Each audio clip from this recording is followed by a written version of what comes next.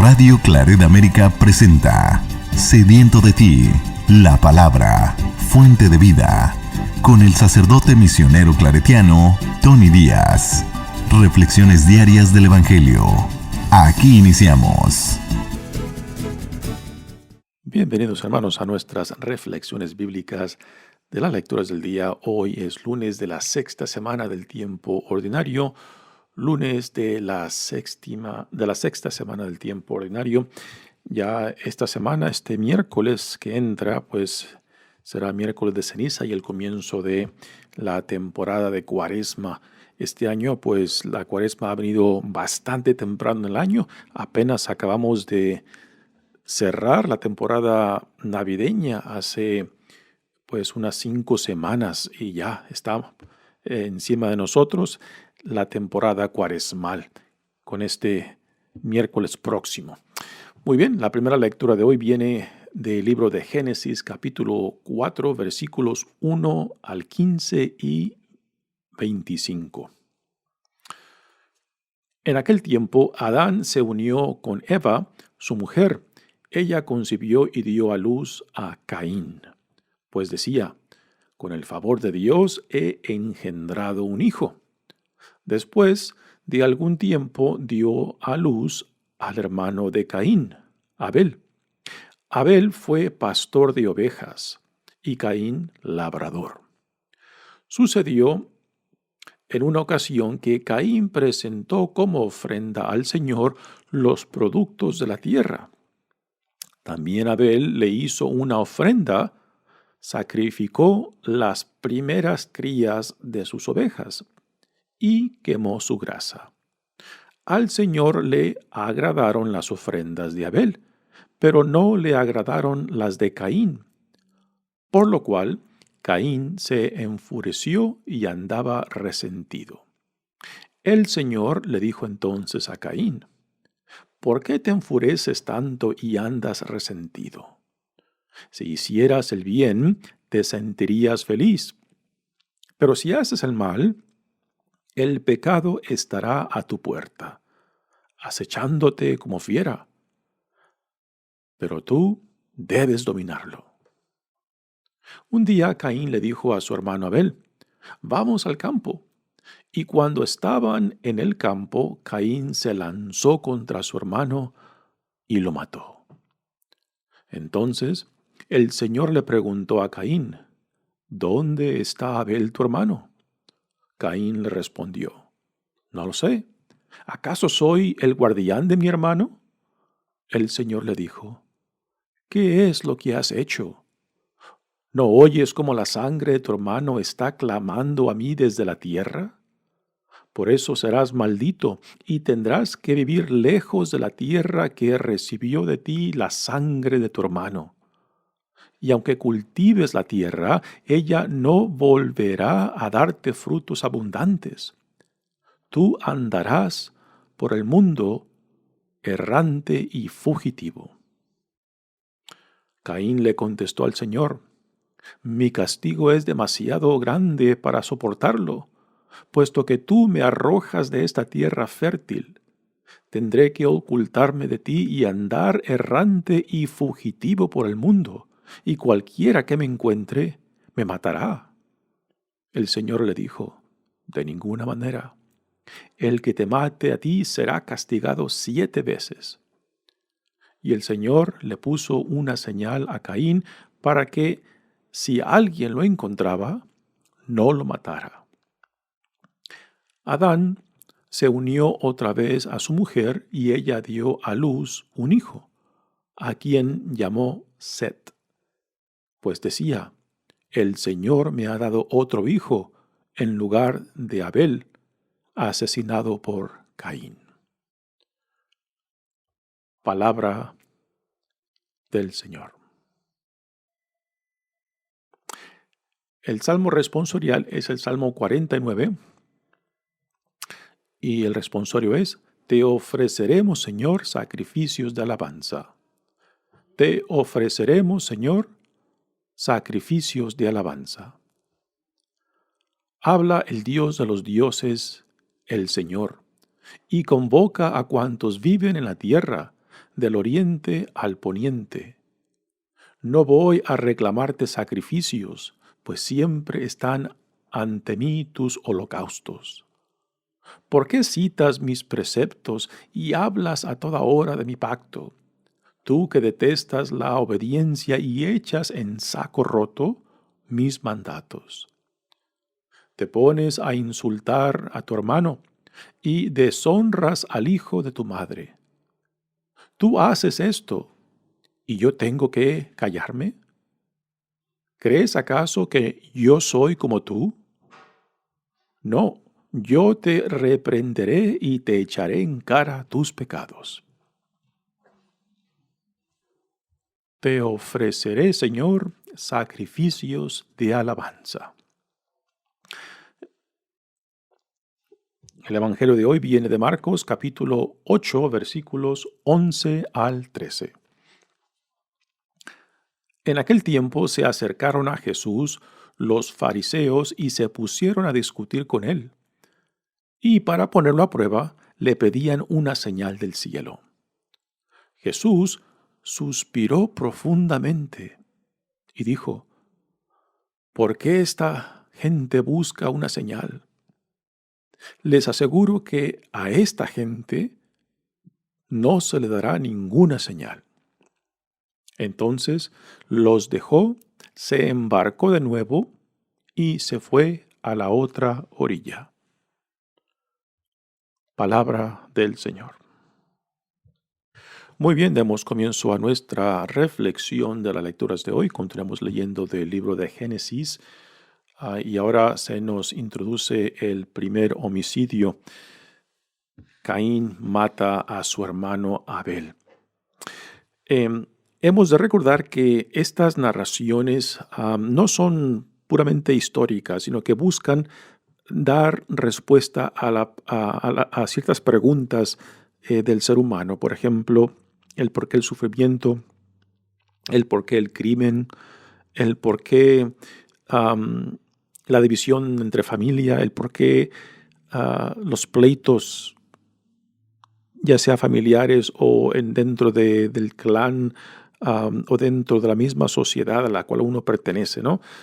Y son preguntas pues clásicas de la experiencia humana que buscamos dar una respuesta cuando a veces pues se nos dificulta tener una respuesta clara, ¿no? Ya dentro de esta misma primera lectura pues hay varios detalles que claramente nos dicen de que esta historia no es histórica en el sentido de que está narrando tal y como sucedieron las cosas, pues hay varios datos que son conflictivos, ¿no? Ya los sacaremos para que nos confirmen de que esta historia, más que historia, es una mitología que busca dar respuesta a preguntas fundamentales humanas. Dice la lectura: en aquel tiempo, Adán se unió con Eva, su mujer. Ella concibió y dio a luz a Caín. Sí, aquí tenemos los primeros hijos de la primera pareja. Ya Adán y Eva, ya se le dan los nombres al primer hombre y la primera mujer y se unen como pareja y Dios les concede sus primeros hijos, Caín y Abel. Y dice la lectura, particularmente cuando reflexiona la pareja en torno a su primer hijo, dice: con el favor de Dios he engendrado un hijo. Esto es una reflexión de Eva, que está pues compartiendo su experiencia de su primer hijo, ¿no? Y vean cómo el nacimiento de los hijos pues está conectado también con el favor de Dios. Así que toda procreación también es creación de Dios mismo, ¿no? Y esto lo menciona el libro de Génesis porque si tenemos a un Dios que es nuestro creador, ¿no? Entonces todo lo que nace de la procreación, ya sea de animales o de seres humanos, pues también está conectado con el creador que lo hizo todo, que lo creó todo, ¿no? Así que los hijos, como hoy en día también lo afirmamos, ¿no? De que cuando hablamos de los hijos siempre se habla de ellos como una bendición de Dios, como también un acto de Dios mismo en esa procreación entre seres humanos. Dice, después de algún tiempo, dio a luz al hermano de Caín, Abel. Abel fue pastor de ovejas y Caín labrador. Así que aquí tenemos dos hijos, Caín el mayor y Abel el menor. Abel el menor es pastor y Caín el mayor es labrador. Y aquí se nos va a dar uno de los conflictos clásicos en la historia humana entre los pastores y los labradores, que históricamente casi siempre reflejan un conflicto, ya sea por el uso de los recursos. Por ejemplo, los labradores pues necesitan la tierra, cultivar la tierra, y los pastores pues necesitan ir en busca de pasto, de alimento para los animales. Y históricamente siempre ha existido cierto conflicto, cierta dificultad entre estas, digamos, formas de vivir, ¿no? Pastores y labradores. Y este conflicto pues ahora se llevará a cabo en las vidas de estos dos hermanos, cuando Caín mata a su hermano Abel. Dice, sucedió en una ocasión que Caín presentó como ofrenda al Señor los productos de la tierra, lo cual esto es muy común. Todas las culturas tienen ciertos ritos, particularmente cuando se lleva a cabo la cosecha como acción de gracias, de reconocer de que todo lo que uno cosecha, pues no simplemente es fruto del trabajo del hombre, sino también fruto de Dios, de aquel que ha hecho posible tanto la lluvia como el germinar de las semillas, como el crecer de la planta y el dar frutos, ¿no? Así como también la procreación está vista como y conectada con la creación misma de Dios, pues igualmente todo el cultivo de la tierra también es vista como conectado con aquel que lo ha creado todo. Igualmente con los animales, pues Dios ha creado todo, y la procreación de los animales, pues las crías que nacen de esa procreación, pues también están íntimamente conectadas con aquel que lo ha creado todo, ¿no? Así que tanto Caín, labrador, como Abel, pastor, ofrecen tributo a Dios en gratitud por los frutos tanto de la tierra como de los animales. Dice, también Abel le hizo una ofrenda, sacrificó las primeras crías de sus ovejas y quemó su grasa. Y ahora viene la no decisión, sino aceptación de Dios de las ofrendas que Caín y Abel han hecho. Al Señor le agradó la ofrenda de Abel, pero no le agradaron las de Caín. Por lo cual Caín se enfureció y andaba resentido, ¿no? Parece que la decisión de Dios de aceptar la ofrenda de Abel y no la de Caín parece algo muy arbitrario, pero no tiene nada de arbitrario cuando leemos el resto de esta historia y nos damos cuenta que las ofrendas ante Dios son aceptadas y rechazadas según de dónde vienen y según quién la ofrece.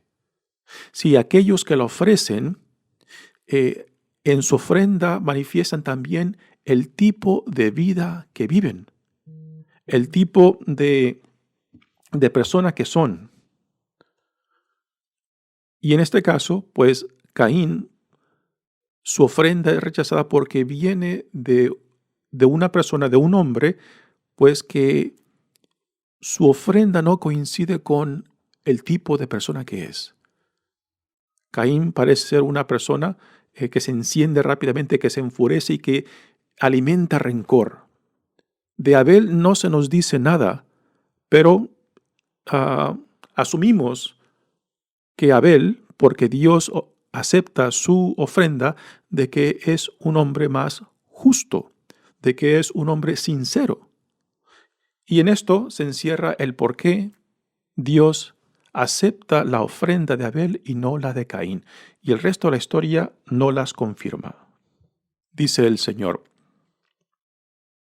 Le dijo entonces a Caín: ¿por qué te enfureces tanto y andas resentido? Si hicieras el bien, te sentirías feliz. Aquí con estas palabras el Señor prácticamente le está diciendo a Caín: ponte las pilas. ¿Por qué eres resentido?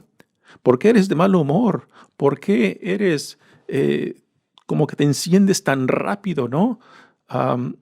Y en cierta manera aquí estas palabras del Señor a Caín le está diciendo que su vida no refleja armonía, su vida no refleja paz, su vida no refleja justicia o una vida justa. Y luego le dice: pero si haces el mal, el pecado estará a tu puerta, acechándote como fiera. Pero tú debes dominarlo, ¿no? Así que esta es la debilidad de Caín, que fácilmente es dominado por el coraje, por el resentimiento, por el odio. Y esto, pues, refleja el tipo de persona que Caín es. No que ya está destinado para ser esa persona, pero que aún no domina sus instintos, que aún no domina su vida, que aún se deja fácilmente dominar por lo exterior, ¿no? Y el resto de la historia nos va afirmando, sigue afirmando el tipo de persona que Caín es, y esto confirma el por qué Dios le rechaza su ofrenda. Dice: un día Caín le dijo a su hermano Abel: vamos al campo. Y cuando estaban en el campo, Caín se lanzó contra su hermano y lo mató. Entonces el Señor le preguntó a Caín: ¿dónde está Abel tu hermano? Caín le respondió: no lo sé. ¿Acaso yo soy el guardián de mi hermano? Así que Caín rehúsa contestar la pregunta y se esconde en sí mismo. Dios, en la pregunta, ¿dónde está tu hermano?, le está dando la oportunidad a Caín para que acepte lo que ha hecho, para que se haga responsable de lo suyo. Y Caín rechaza hacerse responsable de sí, de sus acciones, y pretende no saber nada, ¿no? Y esto, pues, va a empeorar, va a ser todavía más drástica la condena de Dios sobre Caín. Dios le dice: ¿qué es lo que has hecho? ¿No oyes cómo la sangre de tu hermano está clamando a mí desde la tierra? Por eso serás maldito y tendrás que vivir lejos de la tierra que recibió de ti la sangre de tu hermano. Y aunque cultives la tierra, ella no volverá a darte frutos abundantes. Tú andarás por el mundo errante y fugitivo, ¿no? Así que esta es la condena que el Señor le da a Caín por su crimen, no simplemente por lo que hizo, sino también porque trata de esconder lo que hizo, o sea, no toma responsabilidad, ¿no? Y esto también lo veremos en los evangelios, cuando Jesús tiene estos conflictos con los fariseos, con los escribas, con los líderes religiosos, ¿no? De que cuando ellos piensan que sus acciones externas pues los justifican ante Dios, y Jesús les echa en cara de que sus acciones externas no cambian, no transforman sus corazones. Lo que Dios quiere es un corazón contrito, un corazón puro, y entonces sus acciones externas tendrán significado. Pero cuando lo externo no coincide con lo interno, pues ahí hay un conflicto, ¿no? Esto mismo los profetas condenan al pueblo de Israel, ¿no? Que ofrecen holocaustos, que ofrecen ofrendas, pero que sus corazones están lejos de Dios, ¿no? Pues aquí está ocurriendo lo mismo, y por eso Dios pues no acepta la ofrenda de Caín, porque la vida de Caín no coincide con la ofrenda de gratitud que hace a Dios cuando ofrece el fruto de su trabajo, el fruto de su tierra. Así que Dios condena a Caín por el crimen de haber matado a su hermano. Caín le contesta: mi castigo es demasiado grande para soportarlo, puesto que tú me arrojas de esta tierra fértil del Edén.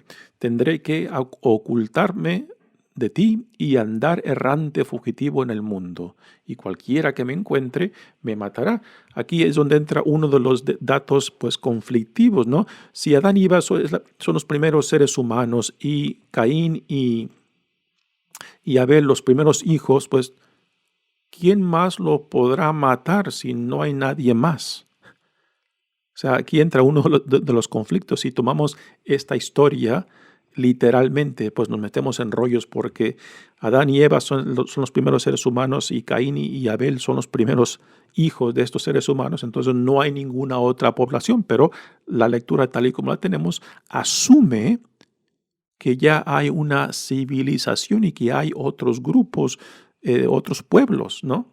Y por eso Caín le dice al Señor que él teme de que alguien lo pueda matar. Bueno, ¿y quién más lo va a poder matar si ya mató a su hermano? ¿Acaso piensa de que quizás su padre Adán o su madre Eva lo va a matar, ¿no? Por su crimen? Pues no, este es uno de los conflictos, ¿no? Simplemente lo menciono para que nos demos cuenta de que esta historia no es una historia tal y como nosotros entendemos lo histórico. Es como una mitología que busca dar respuesta a la pregunta, el por qué el crimen, el por qué el sufrimiento, el por qué el odio, el rencor, el por qué todas estas experiencias pues que van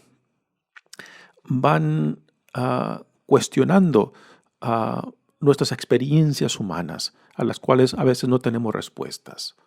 Así que el Señor a esa pregunta de Caín le dice, de ninguna manera el que te mate a ti será castigado 7 veces.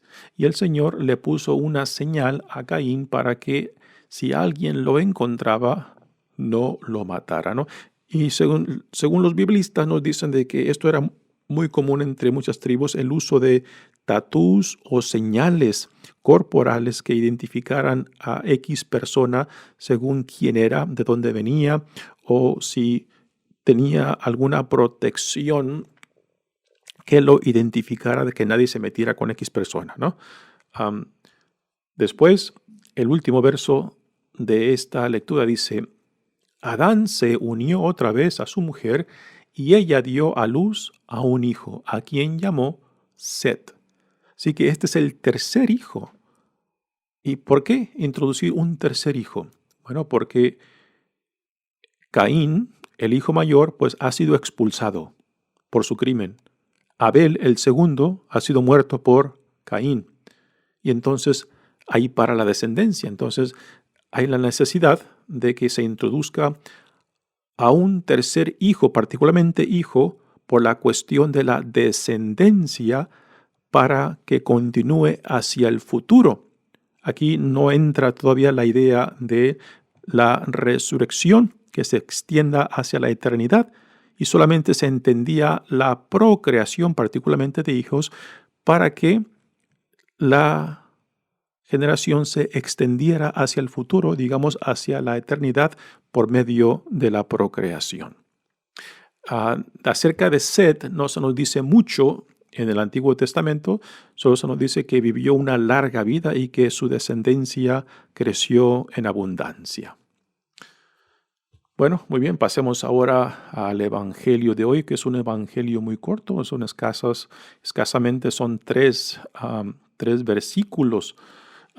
El contexto de este corto evangelio es de que Jesús regresa a territorio de Galilea después de haber estado en territorio pagano, donde multiplicó los panes y alimentó a 4,000 personas. Así que Jesús cruza el lago de Galilea y llega a otra orilla en territorio de Galilea, donde ya parece que lo esperan y es como este evangelio corto nos presenta a los críticos de Jesús, que parece que ya lo están esperando, ¿no? Para entrar y cuestionarlo y buscar alguna razón, algún motivo para poder acusarlo y condenarlo, ¿no? Dice, en aquel tiempo se acercaron a Jesús los fariseos y se pusieron a discutir con él. Y para ponerlo a prueba, ¿no? Y esta es unas palabras que se repiten varias veces, que están buscando ocasión, causa y motivo para poder acusarlo con las autoridades y así condenarlo, porque Jesús no encaja en todo lo que es aceptable en el mundo o en la comunidad judía de aquel entonces, ¿no? De que aquellos que enseñaran pues tenían que tener cierta autoridad dada por alguien de autoridad, de que tenían que tener algún mandato por alguien reconocido como autoridad, de que tenían que representar a ciertas autoridades para que su enseñanza, sus actividades fueran reconocidas como tal, ¿no? Y Jesús no encaja en todas esas expectativas de la comunidad judía de aquel entonces, ¿no? Jesús enseña, pero no porque es mandado por ninguna autoridad religiosa de aquel entonces. Jesús es mandado por Dios. Y por eso constantemente los fariseos, los escribas y aquellos que representan a la autoridad, particularmente de Jerusalén, pues buscan que Jesús se dé alguna prueba, algo que defina su autoridad, del por qué enseña y por qué hace lo que hace. Y hay dos temas principales en los cuales las autoridades del grupo de fariseos y escribas constantemente cuestionan a Jesús. Una, lo cuestionan en torno a lo que ellos aceptaban como parte de la ley. Y a Jesús pues le cuestionan el por qué, por ejemplo, en ciertos actos de pureza, porque sus discípulos comen sin no antes lavarse las manos, purificarse las manos antes de comer. Lo cuestionan, por ejemplo, en casos del sábado, el por qué hacen cosas en sábado que la ley no permite. Por ejemplo, el cosechar cuando Jesús va pasando por un trigal y sus discípulos pues van arrancando trigo y comiéndolo. El arrancar el trigo para comerlo pues fue visto por los fariseos como cosechar, lo cual la ley prohibía. También lo cuestionan por sanar en sábado, que lo veían como una actividad pues médica y que por tanto pues Jesús no debería de andar sanando en sábado, pues la ley no lo permitía. También le cuestionaban a Jesús por el tema de la autoridad, que es un tema que sale en este corto evangelio. Y el tema de la autoridad, pues se lo sacan enfrente porque Jesús, cuando enseña, tiene que manifestar de dónde le viene esa autoridad para enseñar. También, cuando ha sanado y ha dicho que sus pecados quedan perdonados, las autoridades religiosas le preguntan, bueno, ¿y quién te ha dado a ti la capacidad y la autoridad de perdonar si solamente Dios perdona? Y también al expulsar demonios, ¿no? A Jesús le acusan de que él expulsa demonios por el poder de Satanás. Así que son dos temas principales que los fariseos y autoridades constantemente van tras Jesús, por la cuestión de la ley y por la cuestión de la autoridad. Y por eso en este corto evangelio le piden una prueba, una señal del cielo, que prácticamente significa una señal de Dios que testifique de dónde le viene su autoridad, tanto para contradecir lo que la ley enseña y sus acciones de perdonar pecados, de expulsar demonios y de enseñar. Los cuales no son preguntas, digamos, de otro mundo. Tienen cierto sentido, pero lo difícil, no solamente para Jesús, sino para nosotros que estamos leyendo este evangelio, es de que esta gente viene ya con conclusiones ya cerradas, de que no hay forma de que puedan cambiar en cómo ven y entienden a Jesús, ¿no?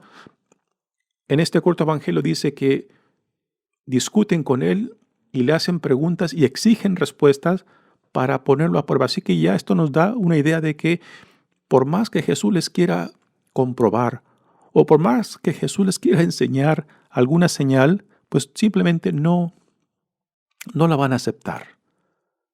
Y por eso Jesús en este evangelio nos dice que suspira profundamente como una reacción a la cerrazón de mente y de corazón de sus interlocutores. Y con esto nos da una impresión de la gran frustración que Jesús está viviendo al ver a esta gente que lo quieren atrapar, le quieren poner trampas, pero no están dispuestos a escuchar, no están dispuestos a aceptar la manifestación de Dios tanto en su enseñanza como en los milagros, en las sanaciones, en la expulsión de demonios, ¿no? ¿Qué más pruebas necesitan? Entonces aquí se manifiesta la gran frustración que Jesús vive en relación a sus interlocutores. Y esta frustración también Jesús la manifestará, ya la manifestó al principio del Evangelio en relación a sus parientes, a la gente de su pueblo de Nazaret que no lo recibieron. También con sus discípulos Jesús manifiesta una tremenda frustración porque no entienden. Con el tiempo irán entendiendo, pero también el evangelista Marcos nos deja esta impresión de que Jesús vive momentos difíciles y frustrados en relación a sus discípulos. Pero la frustración más grande es con estos líderes de la comunidad judía que ya tienen el corazón cerrado, ya tienen la mente cerrada y por más que escuchen, por más que vean, simplemente van a escuchar y van a ver lo que ellos quieren y no lo que Dios les está revelando en Jesús. Y esta es la gran tristeza. Así que Jesús suspiró profundamente y dijo, ¿por qué esta gente busca una señal? Les aseguro que a esta gente no se les dará ninguna señal. Entonces dice el Evangelio, entonces los dejó, se embarcó de nuevo y se fue a la otra orilla. A la otra orilla será otra vez regreso a la región de los paganos. Quizás, porque parece que en Galilea ya Jesús empieza solamente a encontrar conflictos, resistencias, rechazos, ¿no? Pero en territorio pagano, en territorio no judío, ahí sí encuentra aceptación. Ahí sí la gente lo recibe. No sé hasta qué punto recibirán también el mensaje central del reino de Dios, pero por lo menos no lo rechazan, por lo menos no lo critican y están dispuestos a recibir lo que Dios les quiere dar por medio de él. Muy bien, hermanos, mi nombre es Padre Tony Díaz, misionero claretiano. Que Dios los bendiga. Radio Claret América presentó Sediento de ti, la palabra. Fuente de vida. Sus comentarios son importantes. Contáctenos en radioclaretamerica@gmail.com.